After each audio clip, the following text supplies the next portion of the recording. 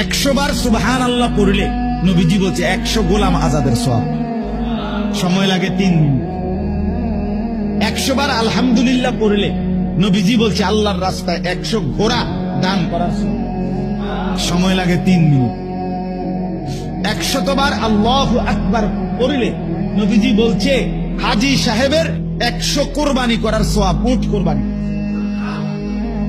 100 বার লা ইলাহা ইল্লাল্লাহ পড়লে নবী বলছে আসমান জমিনের খালি জায়গাটা নেকিতে পূর্ণ হয়েছে।